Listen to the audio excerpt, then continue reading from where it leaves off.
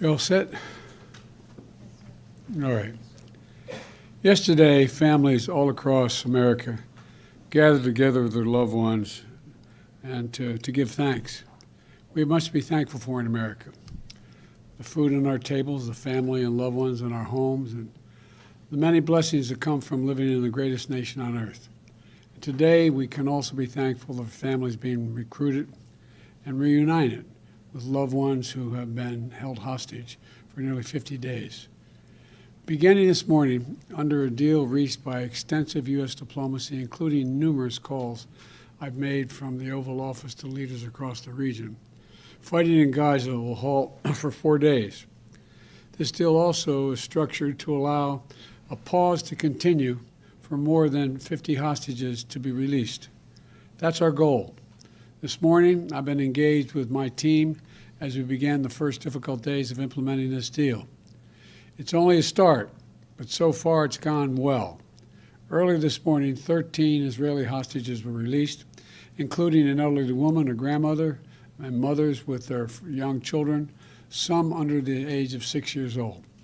Separately, several Thai nationals and Filipino nationals were also kidnapped by Hamas on the 7th. They were released as well. All of these hostages have been through a terrible ordeal, and this is the beginning of a long journey of healing for them. The teddy bears waiting to greet those children at the hospital are a stark reminder of the trauma these children have been through, and at such a very young age. Jill and I, Jill's with me here, keeping them all in our prayers today. Today has been a product of a lot of hard work and weeks of personal engagement. From the moment Hamas kidnapped these people, I, along with my team, have worked around the clock to secure their release. We saw the first results of this effort with the release of 2 American hostages in late October, followed by the release of 2 Israeli hostages. I've consistently pressed for a pause in the fighting for 2 reasons: to accelerate and expand humanitarian assistance going into Gaza, and 2, to facilitate the release of hostages. And over the past several weeks, I've spoken repeatedly with the Emir of Qatar, the President Sisi of Egypt, and Prime Minister Netanyahu of Israel to help secure this deal, to nail it down. And I want to thank all 3 leaders for their personal partnership to get this done. I spoke with the Emir and President Sisi and the Prime Minister Netanyahu again on Wednesday to confirm the elements of the engagement. As I said, today's release are the start of a process. We expect more hostages to be released tomorrow, and more the day after, and more the day after that. Over the next few days, we expect that dozens of hostages will be returned to their families. We also remember all those who are still being held and renew our commitment to work for their release as well. 2 American women and 1 4-year-old child, Abigail, who remains among those missing. We also will not stop until we get these hostages brought home and an answer to their whereabouts. I remain in personal contact with the leaders of Qatar, Egypt, and Israel to make sure this stays on track and every aspect of the deal is implemented.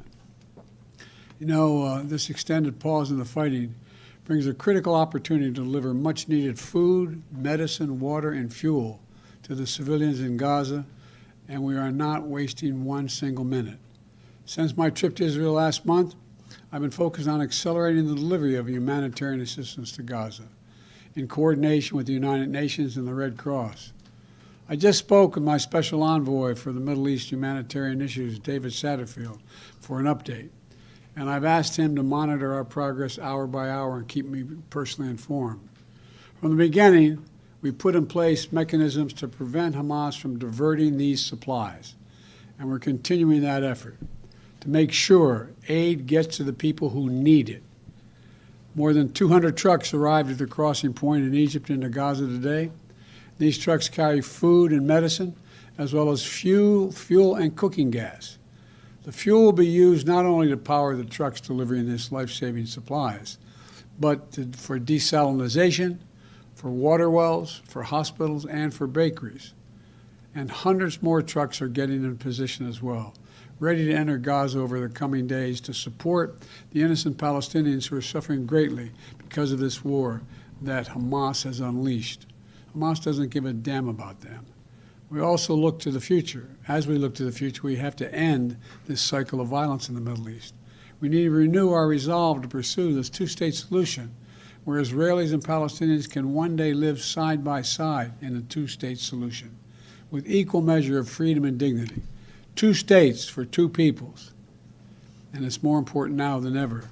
Hamas unleashed this terrorist attack because they fear nothing more than Israelis and Palestinians living side by side in peace. You know, to continue down the path of terror and violence and killing and war is to give Hamas what they seek, and we can't do that. So today, let's continue to be thankful for all the families who are now and those who will soon be brought together again.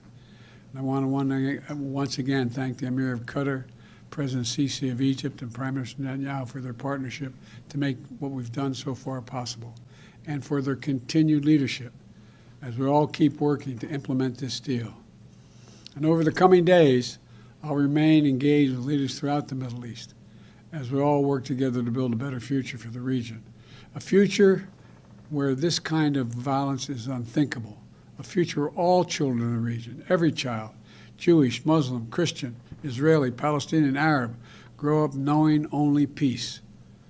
That's what we do. We're waiting now. Just a matter of, I thought, maybe even as soon as by the time I got here.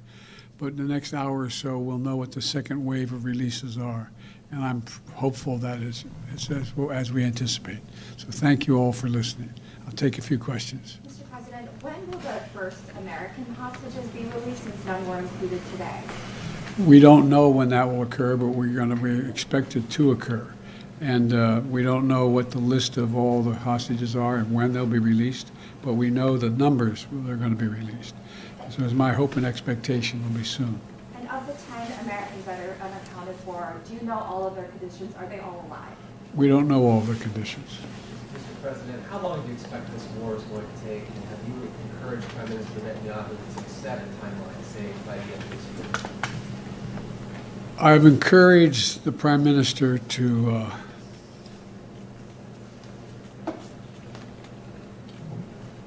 focus on trying to reduce the number of casualties while he is attempting to eliminate Hamas, which is a legitimate objective he has. That's a difficult task, and I don't know how long it will take. My expectation and hope is that as we move forward, the rest of the Arab world and the region is also putting pressure on all sides to slow this down, to bring this to an end as quickly as we can. Mr. President, what are the chances of this truce could be extended by a few days or more? I think the chances are real. Mr. President, there are members of your party who would like to see conditions placed on aid to Israel. What is your view on that? They would like to see, a reduction in the bombing and that sort of thing. Well, I think that's a worthwhile thought, but I don't think if I started off with that, we'd ever gotten to where we are today. We have to take this a piece at a time. Mr. President, do you trust Hamas to uphold their end of the deal? I don't trust Hamas to do anything right. I only trust Hamas to respond to pressure. Mr. President, you said you were hoping to get cooperation from Arab leaders. What are you hearing from them when you talk to them? What would you like to see them do? I'm hearing a lot, but I'm not going to speak to it right now. There's an overwhelming desire on the part of the region to, let me back up. I cannot prove what I'm about to say, but I believe one of the reasons why Hamas struck when they did was they knew that I was working very closely with the Saudis and others in the region to bring peace to the region by having recognition of Israel and Israel's right to exist. You may recall when we did the G20 about a little while ago, I was able to get a resolution, a statement passed through there saying we're going to build a railroad from Riyadh all the way through the Middle East into Saudi Arabia, Israel, et cetera, and all the way up to Europe. Not the railroad, but it would be an underground pipeline and then railroad. The whole idea is there's overwhelming interest, and I think most Arab nations know it, in coordinating with one another to change the dynamic in their region for longer-term peace. And that is what I'm going to continue to work on. Thank you all very, very much. I appreciate it. Thank you. Happy Thanksgiving to you all.